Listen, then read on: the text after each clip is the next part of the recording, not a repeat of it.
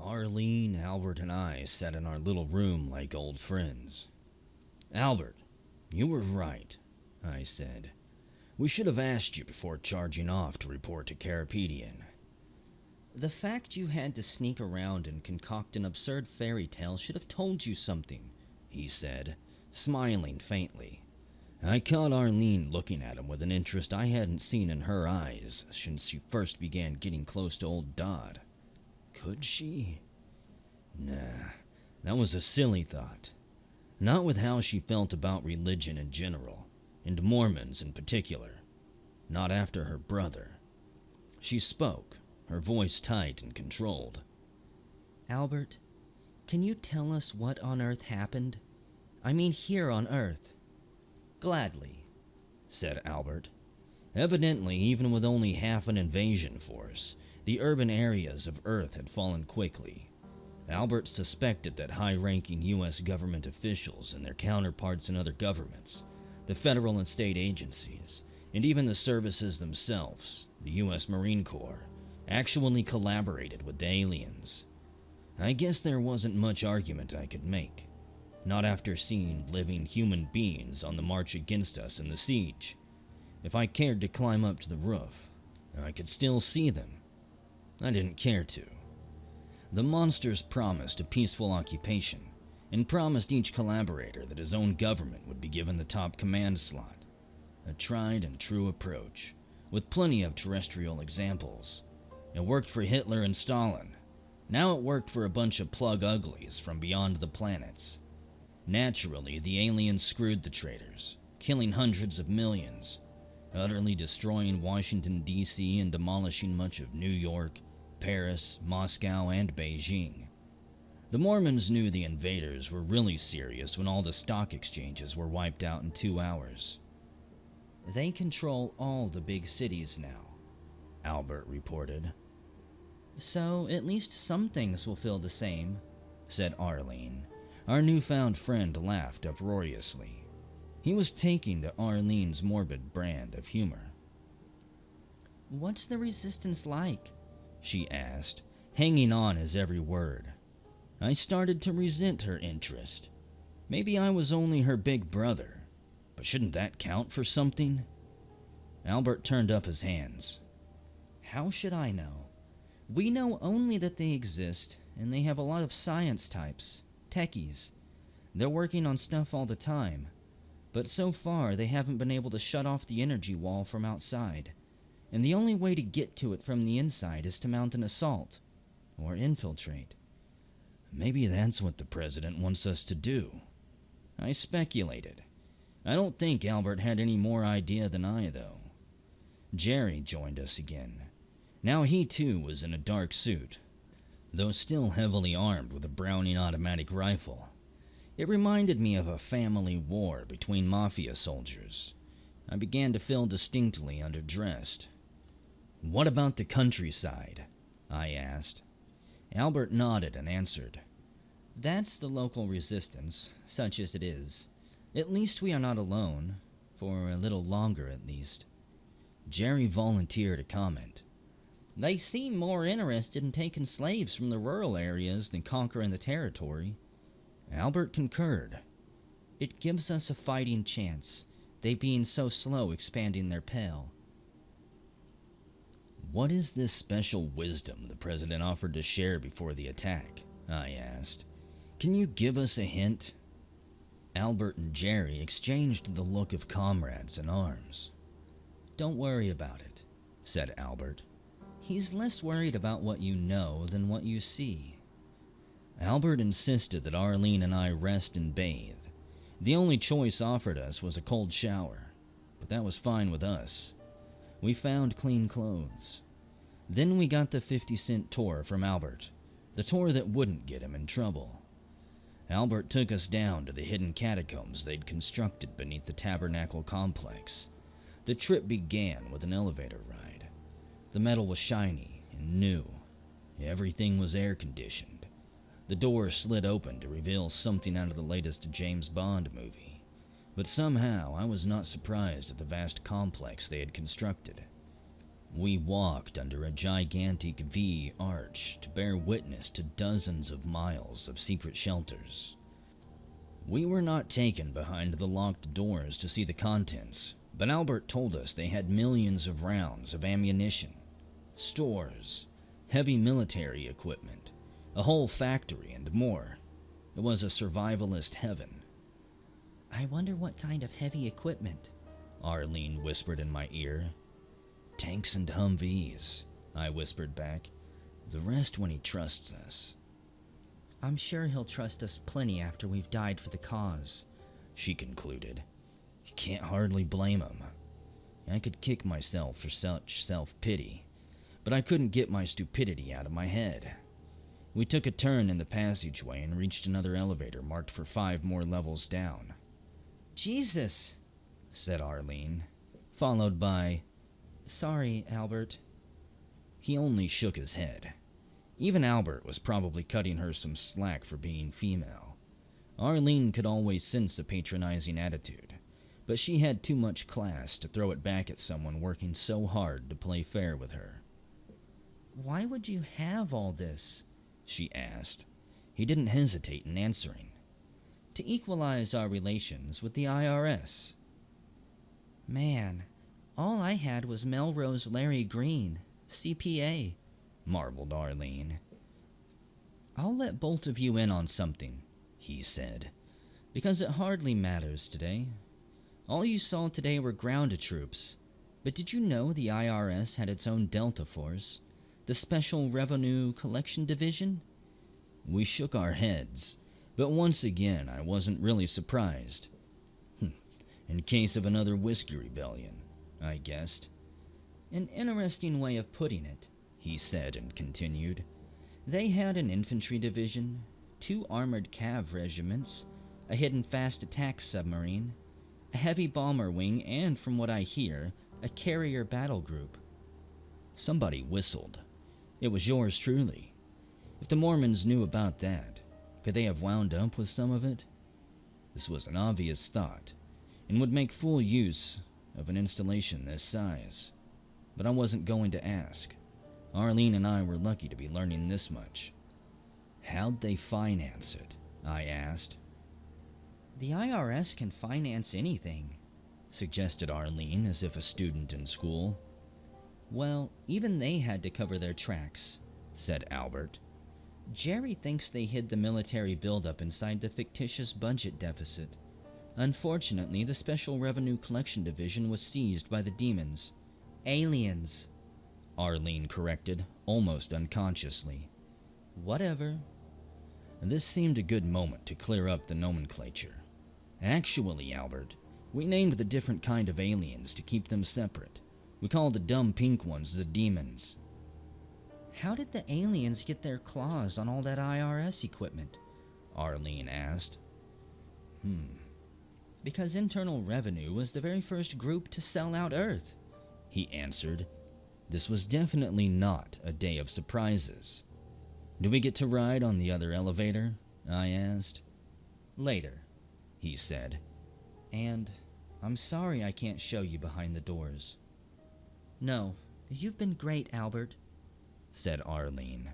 I could tell she was impressed for real. No joke. This was rare. Why don't you tell us about your checkered military past? That's next on the agenda, he said, and the president will want to brief you on the mission if he's picked it yet. We took the elevator back up to face the boss.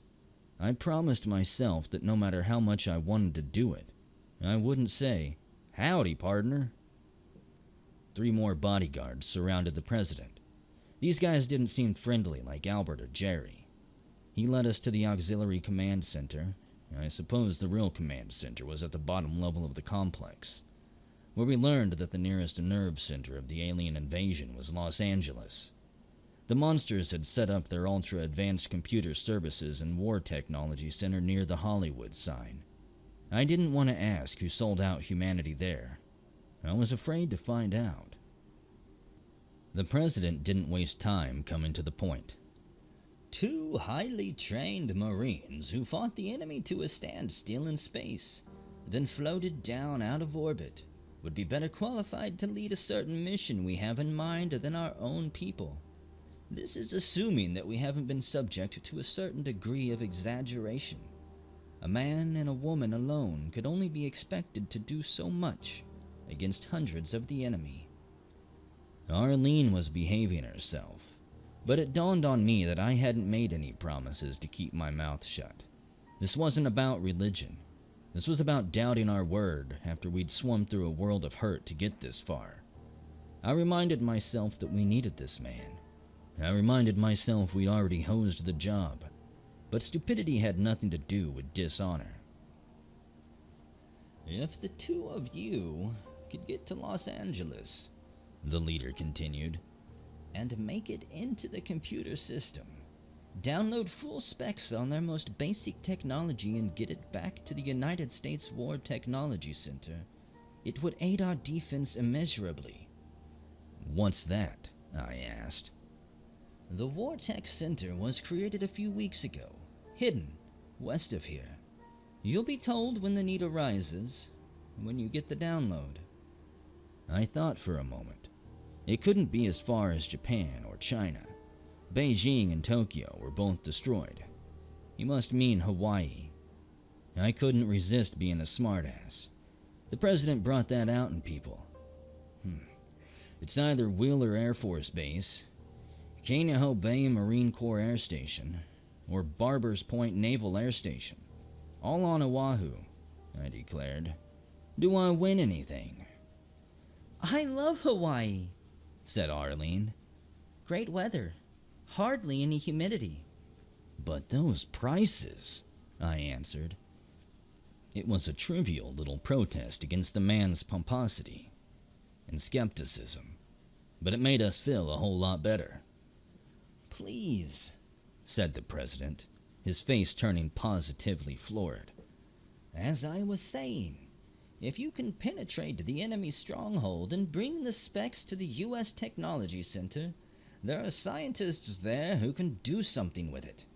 We have refugees from ARPA, the Lockheed Skunk Works, NASA, MacDac, hackers from many places.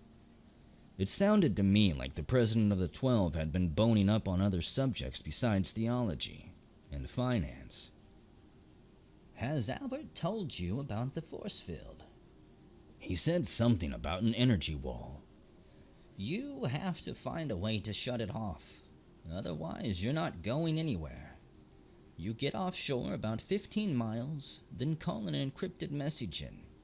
We'll vector you to the War Technology Center.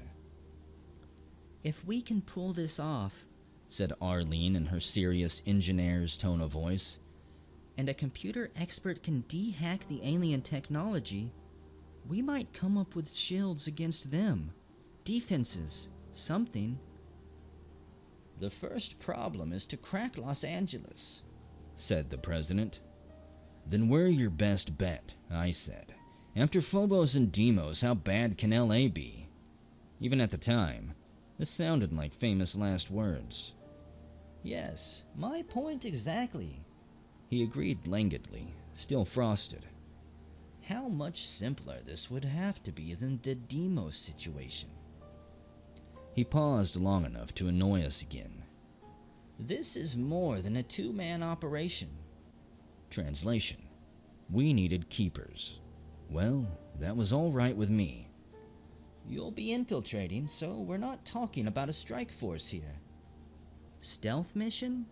Said Arlene. 2 more people would be about right, I said.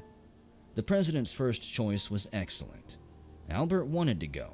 By way of apology for being the one to turn you in, he said, holding out his big paw of a hand. I took it gingerly. He hardly had anything to apologize for. He winked. If you'd been one fraction less of a hard-ass, I wouldn't want you on this mission anyway. This is probably a good time to tell you about Albert's record, said the president. He was a PFC in the Marine Corps. I'm sure you'll be pleased to hear. Honorably discharged. He won a medal for his MOS. Military Operational Specialty. Which was? I asked Albert, eye to eye. A sniper. Corporal. He answered. Bronze Star, Columbia Campaign. Drug Wars. Sniper School? Of course. God bless, said Arlene. Albert was fine. We both dug Albert. Couldn't say the same about the second choice, who Nate ushered into the ops room. She looked like a 14-year-old girl in t-shirt, jeans, and dirty sneakers. Fly, said Arlene, staring. Does my promise apply to bitching about personnel decisions? Say your piece. She shook her head in incredulity. I'd never have expected this kind of crap from this bunch of sexists. No offense. I mumbled to the president, feeling pretty lame. My face flushed red hot, as if I'd just taken niacin. He chose to ignore the editorial. I hate sending her. Unfortunately, she's the best qualified. Arlene stared at the girl, a foxy little item ready to stare back. I never thought I'd say these words, Arlene began. But there's a first time for everything. Honey, my name is Jill, she said defiantly. Okay, Jill, listen closely. Please don't take offense, but this is no job for a girl. I have to go, she said. Live with it. Honey, I don't want to die with it. What's this joke? I demanded. I told you. She's the best, hacker, I think it is, that we've got. But you deserve an explanation. He turned to her and asked, Do you mind if I tell them? She shrugged and he went on. I apologize for her sullen attitude. I don't know about Arlene, but I didn't see anything sullen about the kid. The president never seemed to look directly at her, but kind of sideways. Back in the life, before her family moved here and accepted the faith, Jill was arrested twice for breaking into computer systems. She served 6 months in a juvenile detention center in Ojai. Then her parents joined the church and moved here. All the time he was talking, he kept sneaking glances out of the corner of his eye. He seemed to be looking at the top of her head. She was pretending not to be interested, but hung on every word. Jill was embarrassed and ashamed of her arrest and conviction, the president said very slowly, as if coaching, watching her all the time. She was locked up with a girl who was a prostitute and drug dealer. She didn't want to be a junkie hooker, said Jill, speaking about herself in the third person. The president pretended not to hear. She still loves computers, but wants to be a security person now. He took a breath and then concluded. The aliens killed her parents, and only missed her because she was covered with blood and they assumed she was dead. She was frightened by the aliens, of course. I hate them, she piped in. I want them all dead. Good girl, said Arlene, half won over. The Mormon leader approached Jill, but was careful not to touch her. At least he finally looked at her. You don't like your former hacker buddies, do you? He asked. I hate them. Why? She was uncomfortable about talking, but couldn't keep the words from spilling out. Because they don't care about what happens to anyone else. They don't give a rat's ass if they hack a hospital computer and destroy a patient's records, by accident or as a joke. Some joke, said Arlene. They'd only be upset if they did a sloppy job, the girl replied, her voice monotonous. They suck. God bless you, Jill, said the president. And you know what the aliens are? Jill sure did. 1,000,000 times worse. I've got to kill them all. Mother Mary, a regular little parrot. Did the president write the script out for her? I wondered. Or was she just adept at ad-libbing what he wanted to hear? What would get her on the job? Don't you think you should leave the killing to Albert and this other man? Asked the president. That does it, said Arlene, hackles smacking the ceiling. I'm sorry, but there's no alternative to taking her along, said the president. That's not what I meant. Arlene gave me her special look. I sighed, but didn't shake my head or give her the shut-up signal.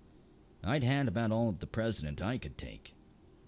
Mr. President, she began, speaking slowly as if to a child. I realized we still didn't know his name. I respect your beliefs, even though I don't hold them myself. But we are in a situation where every able-bodied individual must do his or her best. There are armed women outside. Yes, he answered. Adult women.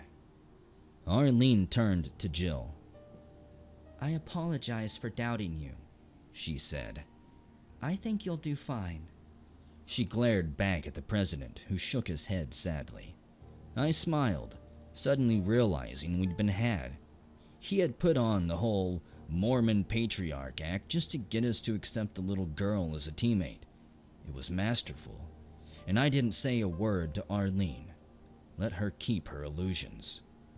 If you succeed, concluded the president, you will have redeemed yourself thrice over. And if we fail, you'll be dead or undead. Either way, you'll never have to think about your error again. Gee, thanks a lump. What weapon do you have? Arlene asked Jill. The 14-year-old picked up a slim box from the table. Took me a moment to recognize it as a Compmac Big Punk Ultra Micro with a radio telemetry port. That was some nice equipment. Did she come with it, or did the president hijack it for her? You'll train her in the use of firearms, the president said, turned on his heel, and walked away. I fired guns before, said Jill. Arlene touched the girl on the shoulder. Jill didn't pull away. Arlene didn't talk down to her. In a casual tone, she asked, Do you think there might be some pointers I could give you, hun? The 14-year-old smiled for the first time. She didn't answer right away. Then she said in a firm voice, Want some pizza? Now that she mentioned it, my mouth began to salivate.